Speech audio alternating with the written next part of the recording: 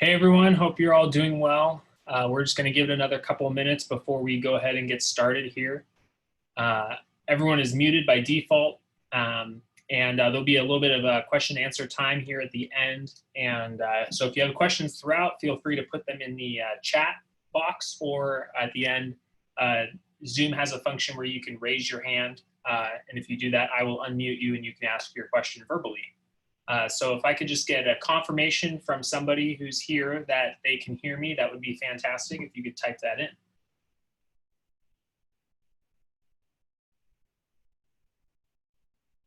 Awesome, thank you. All right, we'll just give it one more minute here.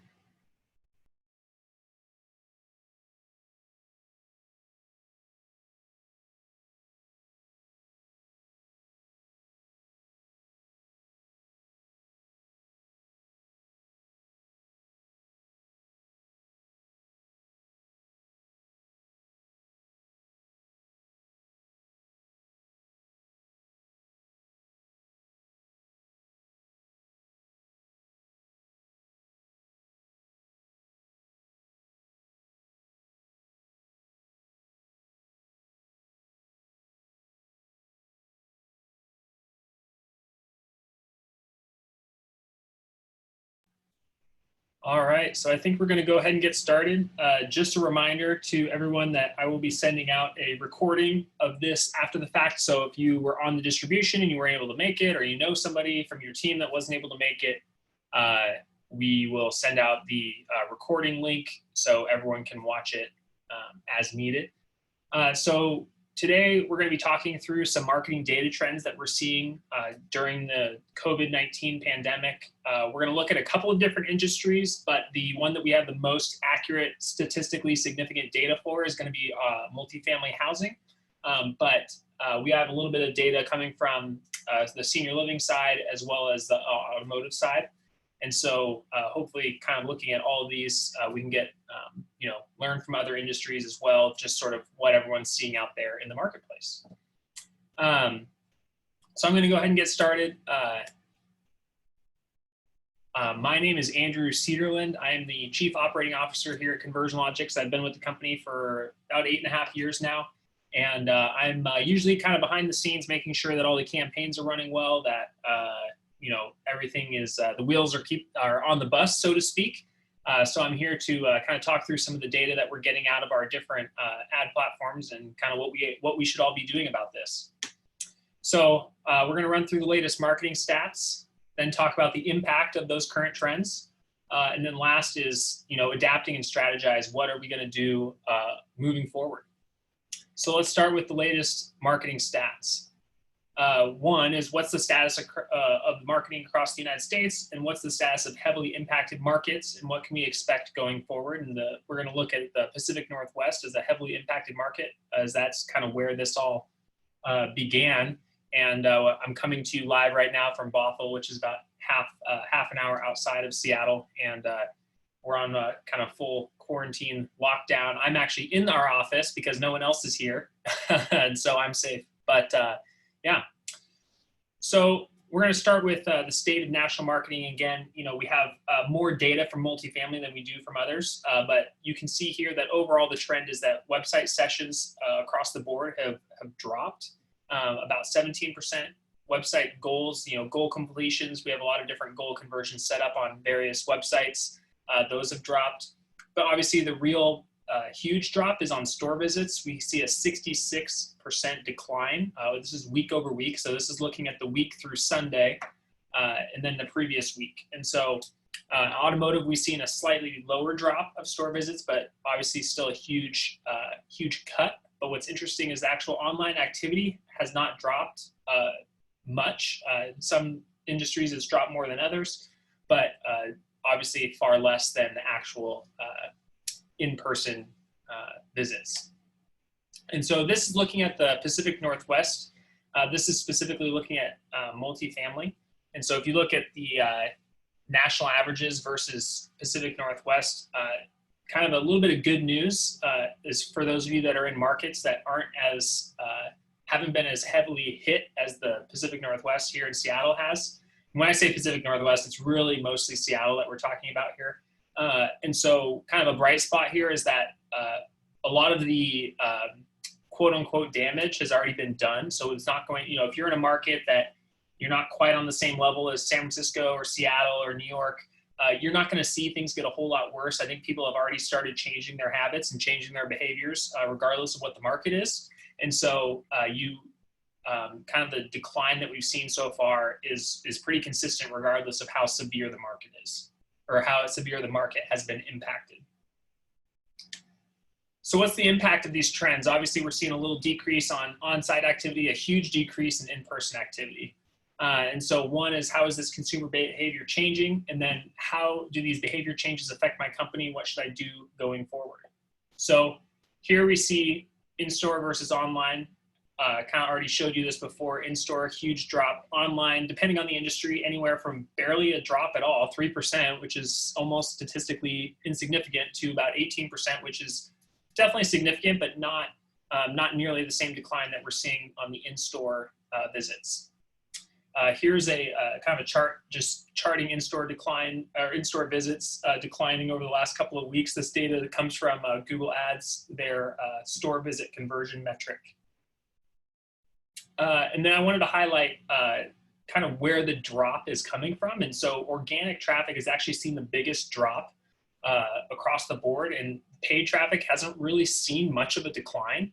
And so kind of what we're really seeing is that, there's still a certain subset of people that are in market. If it's if it's an apartment community or senior living or housing or whatever it is, there's certain people that are, no matter what, they're still in market. They need to make a decision. They need to move. They need to go sign a lease. Their lease is up, whatever the case may be. I think where this big drop in organic traffic is coming from is from all the people that were sort of on the bubble and were really in market, but not fully committed. So if they were looking for a new apartment, perhaps maybe they kind of liked their current place, but they were browsing around to see what else was out there. Maybe they want to jump up to a place that had a little bit nicer amenities or a 2-bedroom or a luxury or whatever. Those people are now staying put, and they might not be actually in market anymore, versus the people that are really, hey, I'm not in a good place. I need to move for my job, or I need to move for this or that. Those people are still actively searching and actively leasing. And I think we see similar stories across all the different verticals, is that, there's still people that are very much in market and making decisions. There's just a lot of people that were sort of on the bubble that have kind of dropped away, which is why there's a bigger organic decline, but the paid traffic is still pretty steady. So this is looking at specific channel performance. We can see there's been a decline in paid search impressions and clicks. Cost per click has actually increased because of this. There's fewer searches out there, 5% fewer. And so because of that, there's less supply, price goes up. On the flip side, we've seen a huge increase in the amount of impressions available on display advertising, Facebook, Instagram, just because as I think we all know, we've all been using our phones a lot more over the last week than we were the week before. With quarantine in place, people working from home, quote unquote, working from home, aka browsing Instagram from home. And we can see a huge 16% uptick in Instagram impressions available. And so there's also a huge amount of clicks. And so there's, we're seeing people shift their habits where they're spending, there's still a lot of opportunity to get in front of people.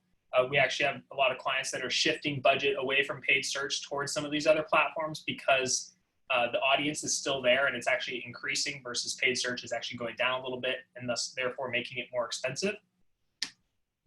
Wanted to talk through a tool we have called the Conversion Cloud. So for those of you that don't know, we over the last year developed our own software platform that we have a few different lead gen tools. And so the two biggest lead gen tools that we have are Concession Manager, which is an offer manager, allows you to put an offer on your website, easy for a prospect to come in and claim it, and then they become a lead for that leasing agent or salesperson. And then the second app that we have heavy use of is Schedule Genie, which is a appointment setter. So multifamily uses it for tours. We also have people that use it for scheduling a call, schedule a visit. And so overall, we've actually seen an increase. This is looking at multifamily specifically, just because that's what we have the most statistically significant data for. This is, thousands of leads versus, low hundreds of some of the other verticals. But we've actually seen an increase in people that are locking in concessions using Concession Manager. And I think that, given a little bit of uncertainty, people are flocking and they're a lot more concession sensitive than they were a month ago.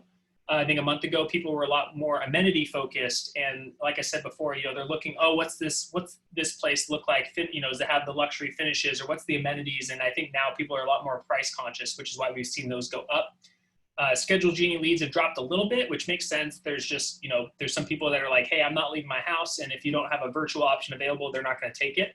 But overall, the actual, declines here are, it's very minimal compared to the overall traffic. So the people that are on your site are still quality, quality prospects. They're still converting at basically the same rate, or in some cases even a higher rate than before. We've just seeing a lot of organic traffic disappearing. And so speaking to just anecdotally some of the senior living stats we've seen is we've actually seen Scheduled Genie leads increase on senior living communities, because a lot of them were sort of first to go to a no visitors allowed policy in the wake of COVID-19. And so we actually saw a big jump. And then for automotive, we have a different app called Best Price Now, which is a trade-in evaluator tool. And that has actually gotten a huge amount of increase. That's up 9% week over week. And then Concession Manager for automotive specifically is up 16%. So again, this is just speaking to the price sensitivity. People are still shopping, but their needs have changed a little bit. So overall, this is multifamily.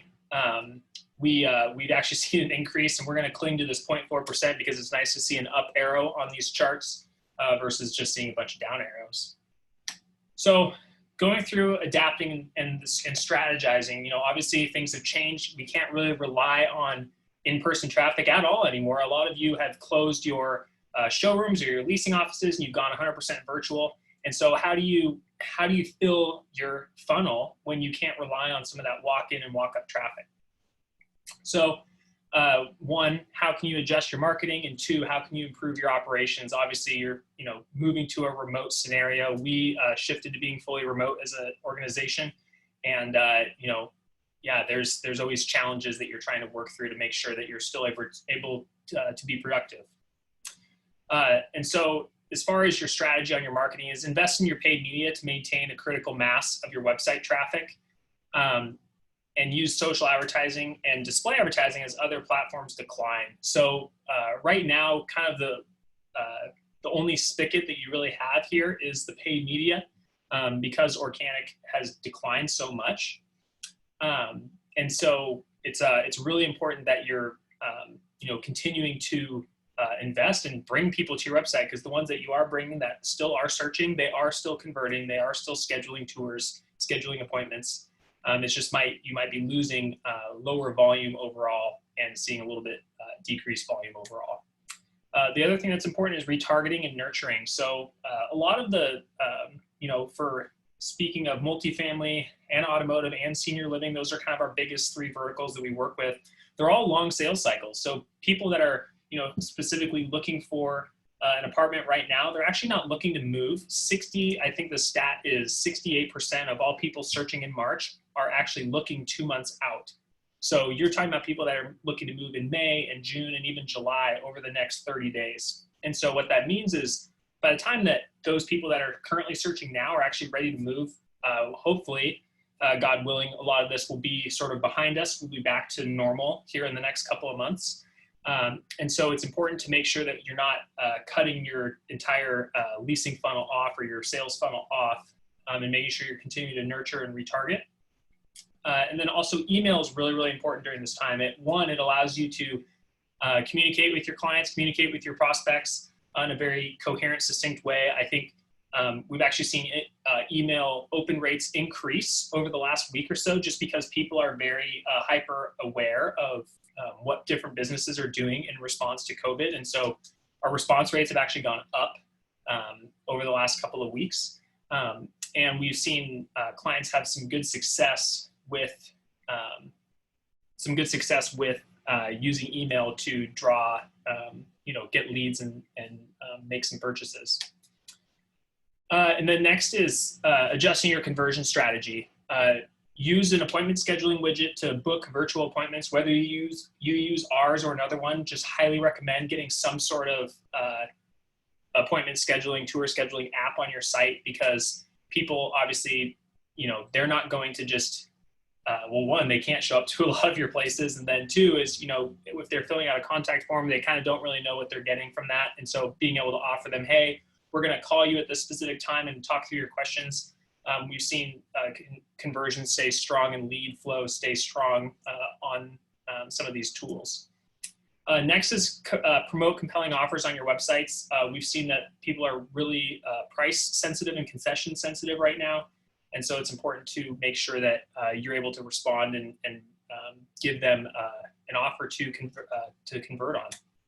And then last is try live chat. I know a lot of you have gone virtual, and so your leasing teams and your sales teams are trying to communicate with prospects over text and email and voice, and it's a big change for a lot of people. And so live chat is a way to have an extension of your team that can help field questions and funnel leads to the appropriate people.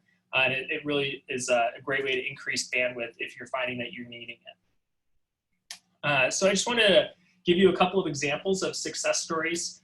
So here's an example of the virtual appointment. This is a apartment community that we work with here in Seattle, and they actually had a lead increase over the last week by switching their call to action. And I think they got 14 leads instead of 8 leads over the weekend. And they actually were they still at this point were offering in-person tours, and they had about half the people choosing in-person versus a virtual. Now they've switched to 100% virtual. And then we also have some automotive examples of some companies doing interesting things like doing a sort of virtual remote appointments, as well as some of like drop off and pickup. I've seen some companies do that for automotive. And so they'll actually drive out to you, do a test drive, and try to make it so you can hashtag social distancing, all that good stuff.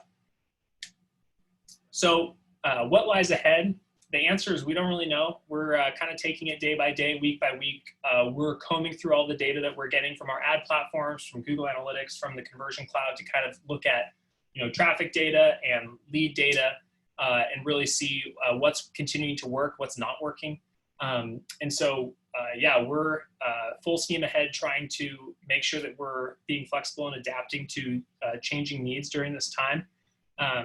And we'll be sending out a few different marketing pieces over the next week or so, just to kind of keep you up to date with what different companies are doing that's working, success stories or ideas that you can try in your business to try and shake loose some new leads.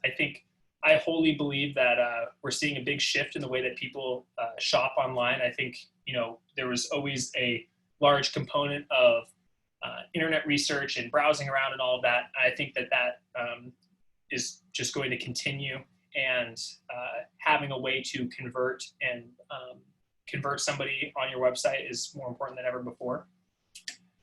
So a couple of the key takeaways is one, create a strong digital presence to compensate for your dropping in-person traffic, or in some cases, if you're fully remote, your non-existent in-person traffic.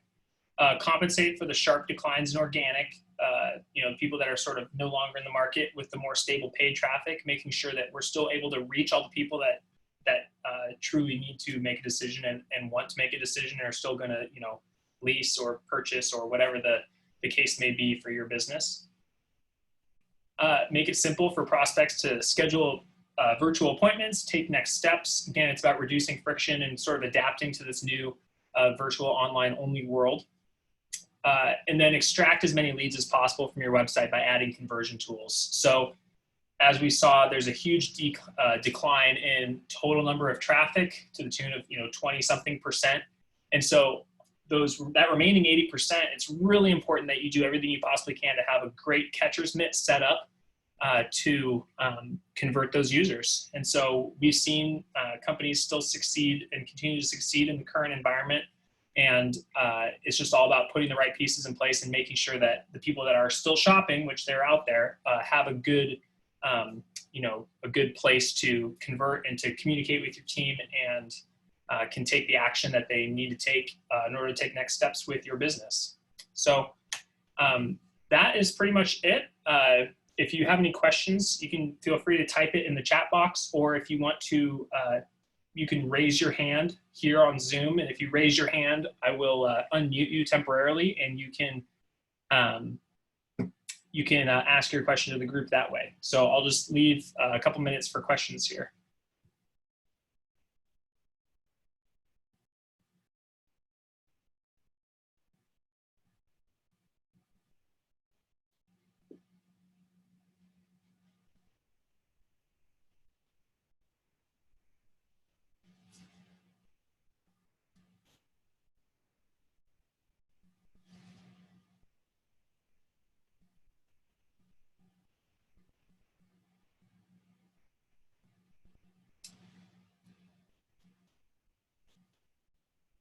So first question is, does that mean that 80% of traffic is still in market looking for now to 30 days out? No. Out of the 80% that remains, it doesn't necessarily mean that people are looking now through 30 days out. The stat, if you're speaking about multifamily specifically, is that 68% of all traffic, 68% of all traffic that is hitting a site in March, they're looking to move over the next 60 days. So there's a smaller subset of people that are sort of last minute decision makers in the multifamily space. It's more of just that overall we're seeing a reduction of about 20% when we look at the overall. So it says your data only compares 1 week to the previous one. Is the data consistent when you compare March versus February numbers?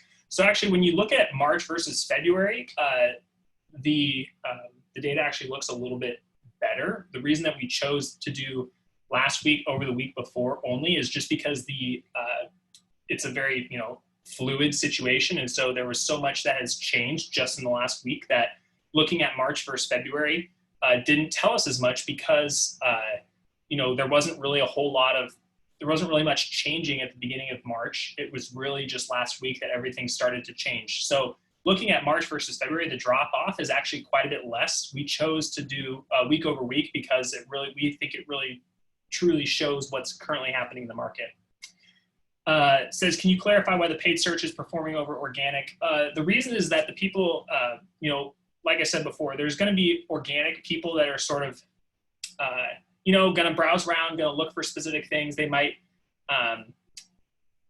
be, I'm not sure for whatever reason, but they're sort of, I wouldn't call them I'd call them still in market, but they're maybe not quite as motivated. So at any given time, you always kind of have in the back of your head, oh yeah, it might be nice to get a new car. Or, oh, hey, maybe my lease is up in a couple months. Maybe I do want to go look around. And so what happens is uncertainty creates indecision. And so what we're seeing is a little bit of the uncertainty out there in the broader market around like, hey, what's all happening? Everything's changing. And so I think a lot of people, that's just causing them to be very indecisive and kind of pull back. And so what's left is you still have the people that are actively searching. And so paid search captures those people really well, because they're specifically searching for whatever product that they're trying to buy. So if it's an apartment, they're specifically searching for an apartment. If it's a car, it's for a car. So hopefully that answers that question. And then let's see here. Which widget was used on the example of the car leasing site for chat with us or text us now? I'm actually not sure. That's a different tool that they have. I think it's a automotive specific one. Can you please compare display advertising versus paid search performance at the moment? I can. I will go back. Oh gosh, I got so many slides here. Let's see. How do I go back to? Here we go. Channel performance. So Channel performance, here you are. Overall impressions across the board is way higher on display and Facebook, Instagram advertising.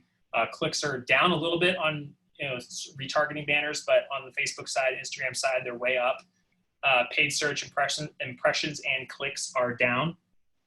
Again, there's people dropping out of the market, and so that's actually causing CPCs to rise a little bit. As far as on-site performance goes, we don't have the full study here, but what we're seeing is that people, sorry, I meant display advertising, that is not retargeting. We don't have that specifically broken out here, but it sort of emulates. So we have a product called data-driven display, which is targeting in-market shoppers. So those numbers are basically the same as what we see on retargeting, and what we see on Facebook is that there's a large amount of increased impressions just because there's so much extra inventory available as people are spending a lot more time, quote unquote, working from home, aka browsing from home. And so we've seen across the board a huge amount of impression increases on everything. And then click performance has been about the same or up a little bit. But overall click-through rate has dropped just because we're getting so many more impressions. But the net effect is that you're increasing exposure by quite a bit.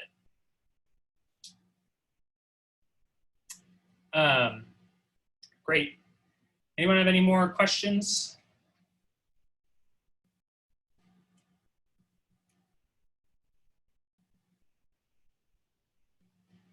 All right.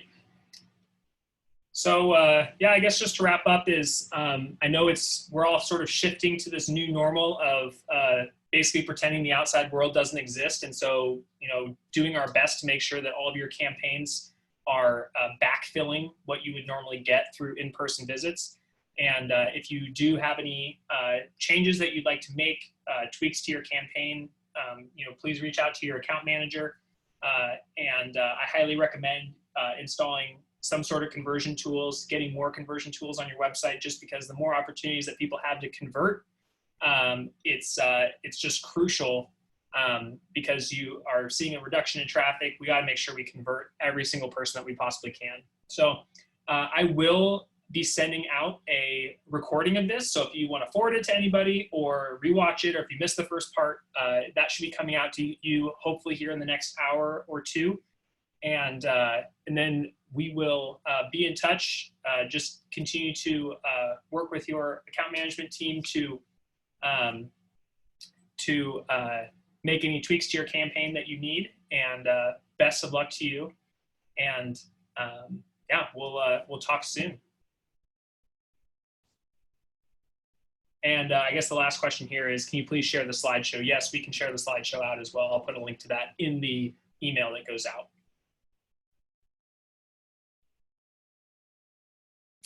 All right. Thanks, everybody. Have a great day. Stay healthy.